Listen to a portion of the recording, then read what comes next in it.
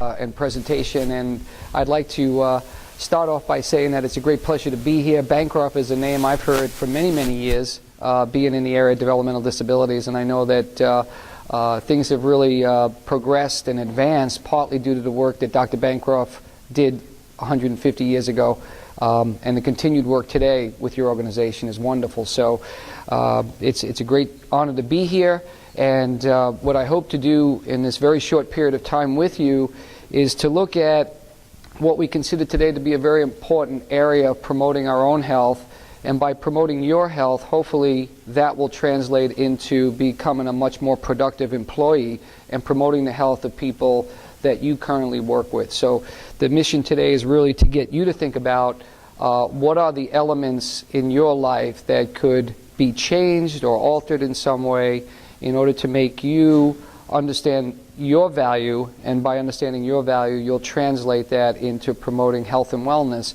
among the clients you serve. So that's the intent of the workshop or the presentation, and hopefully we'll achieve some milestones today. That being said, I want to encourage you to keep in your mind that today is just the beginning of what I hope will be a productive relationship through our national center. We do have a vast number of resources that you could tap into online. We also have an 800 number that I'll give you at the end of the presentation so that you can begin to think about ways that you can enhance the work you do in order to, again, promote health of adults with developmental disabilities as well as head injury. So with that, we'll see if we get this to work. I don't think it is. So we might need to push it by hand. We'll get to the first slide, which is kind of the outline of where we're going to go this morning. And I have a tendency to run long, so I'll try to do as best as I can getting through the slides as efficiently as I can so that you sort of leave here with the understanding of what this all means. So the focus of today's presentation is really to look at three things. One, the mind as the portal to health. How do we actually look at health in terms of a base understanding of what it means to us? And this is something that I've grown accustomed to learning about through actually a daughter that who has bipolar disorder, was diagnosed in her first 3 years of life as having pervasive developmental disorder, or what the psychiatrist said was infantile autism. Today she's a successful speech pathologist living in Colorado on her own, but continues to struggle with a lot of therapy and support to keep her engaged in her life. So when she actually ended up having a breakdown in 2008, the doctor recommended to her that she read a book called The Power of Now by Eckhart Tolle. And of course she didn't end up reading it, I ended up reading it, and it changed my life probably more than hers. So today what you're going to hear about is how my life changed as a result of having a daughter, you know, who really continues today to struggle with the demons that are in her mind and that control her mind in a large way by having her reflect on the past or being worried about the future. And when you really think about life and how quickly it goes and what we're meant to do on a day-to-day basis, it all starts with our ability to understand what is in our mind and how to control that. So that's part of the first emphasis of the lecture. And then the second part is really to look at how do we develop strategies for optimizing our health? Because of course, you know, it's great to understand certain concepts related to what drives good health practices within ourselves and within others. But it's also important to have some strategies when you leave today of how can I make this a little bit better for me? How can I promote my health so that I can again translate good health practices in the organization that I work with? And of course Bancroft would like nothing more than you to become as healthy as you possibly can so you can translate that message to people that you work with. And then the third part, can you hear me okay? Is that working? Not yet? Okay. Just use this? Okay. So I won't play Phil Donahue on you, but I'll try to move around a little bit as I do this. Try to get a couple extra calories burned as I go through my presentation. And then the third part is that we'll look at a tool that we're developing called POWERS, which is to help you understand how do you manage the health of your clientele and also yourself. So with that, we'll move to the next slide. And begin with the whole concept of what do we mean by the power of now. And in a basic understanding of this, it's really the place that you must be at this point in your life. And it's the only place that you'll ever be is in the now. And so as you start to think about that, many of us begin to wonder what does that mean in terms of understanding the value and the purpose of why we exist and what we're currently doing. But so often we don't like the place that we're in the now. And so we take ourselves to places where we would rather be or where we were in a past experience. And that's where we start to get the creation of what Eckhart Tolle calls these pain bodies, which cause us great discomfort mentally and then translate into complications with mental or physical health. So the first thing we have to understand is that the most critical element for us to enter a state of tranquility or peacefulness with who we are and what we do is to understand that there's just one basic element, and that is to stay in the now every moment of your life. And if you hear nothing else today, but that one point, that it's critical, absolutely critical, to understand what we mean by the present, this will be a successful day for you. This is where I achieved a certain milestone in my life in 2008 when I read Eckhart Tolle's book and realized that I was not in the now, that I was constantly worried about the future, constantly worried about losing a grant, thinking about past experiences that were creating negative pain bodies in my current present thought process. The way I was dealing with faculty and staff would have elements of competitiveness, where I wanted to win the argument or win the case, thinking more about what my needs are than what the person's needs were who I was with at the time, really created an element of negativity, which then started to affect the people around me.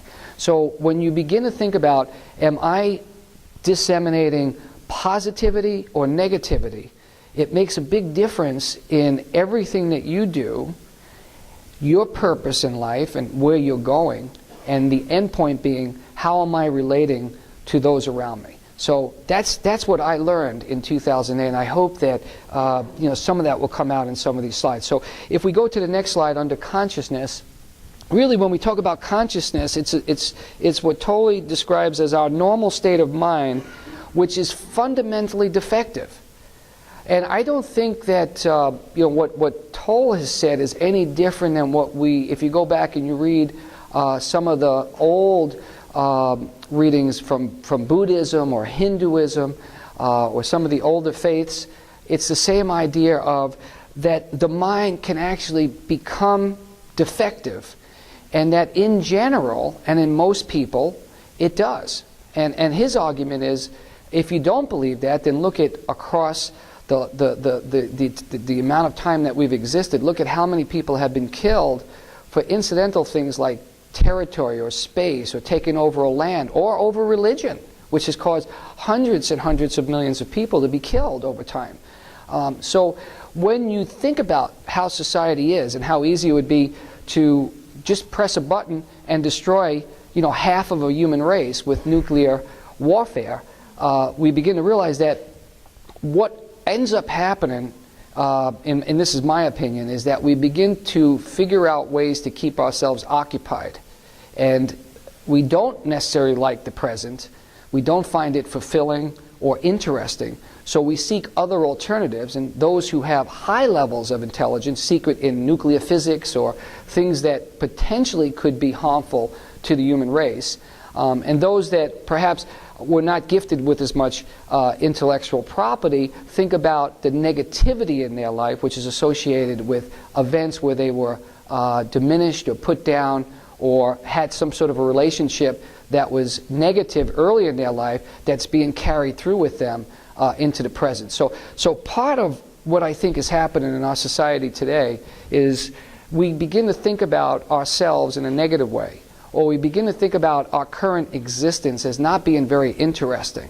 And then we use alternative strategies to cope with the present because we don't like what we have inside of it. So today you've got to think about, how do I, in every present moment, how do I make that enriching so that at the end of the day you've got these moments pieced together and in what we call a productive day at work or a productive day with the clientele you're dealing with. Now the challenge here is if you lived on an island in a universe where no one else existed, it would be much easier to do that. But the real challenge is when you start to interact with people at work or people that you work for or clients that you're dealing with who may have difficult behaviors or relatives or family members that all of a sudden introduce something that you don't like, a comment that they make or an action or not doing something that, that meets your expectation. That's when we begin to erode the thinking process, which creates great harm to us and to those around us. So in order to get into any aspect of health and wellness, the first thing you have to begin to think about is, why am I doing certain things to myself that are causing me harm, and how do I change that?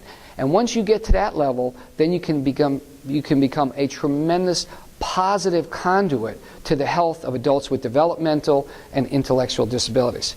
So if we go to the next slide, the present moment is all we ever have. Make the now the primary focus of your work and life.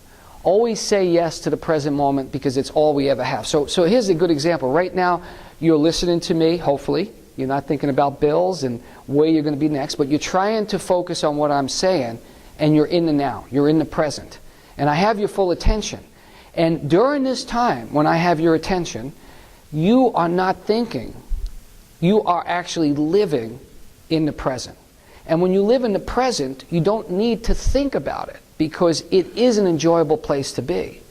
The times when you get out of the present and when you are unhappy with the present is when you don't feel that level of comfort, or there's something inside that's creating harm and causing you to think of these pain bodies. So right now is a good example of what we mean by staying in the now. You have a level of hopefully positivity. You're listening, you're learning, there's a contribution being made to that part of your brain which is constructive rather than destructive. But if I continue to linger too long on any one topic, or I get to an area where you're not interested in, the first thing you're going to do is tune me out and go back to something that's either going to be in the future. I can't wait to get out of this workshop so I can go somewhere else. This is not interesting to me. Or you're going to start to wander into the past on things that, again, satisfy your ego. And that's another part of the presentation that I want to get to, which really deals with what is the ego and how is that interpreted with relationship to health and wellness. So we'll try to get to that in a little bit. So that's the idea here is say yes to the now, and you'll have a foundation that you can begin to build from as we look at health promotion strategies. Next slide. So how do we avoid the now? And this is so common to so many people. If you don't like where you are right now in your life, that's what has to change, because that's all you have. So we go back to the original concept that you have nothing else but this moment. And even if you think of the past or you think of the future, you do it in the now, in the moment. So how can we begin to think about what we're currently doing, which is causing us harm? And again, as I mentioned at the beginning of the presentation, if people are not happy with the present moment, or they're not happy with the past, how their lives were, perhaps they were abused at some point in their life, which causes great harm to them, perhaps throughout life, because they live in that past and they can't get it out of their head. It's like an audio tape that just keeps being rewound. Every morning and every night, it's just rewind. And you hear people say that all the time, people who have lost a loved one, very tragically or unexpectedly. They can't get that tape recorder out of their mind. That has had such an impact on their mind that becomes to control them. And that nothing can enter in the now because they live in the past. A child who was lost in a very severe accident, or an abusive situation during childhood or adolescence, or a catastrophic event somewhere in the course of their life that caused great harm and injury to them or their family. That continues to linger, and it prevents us, it blocks us from moving towards something that we consider to be health or improvement in well-being.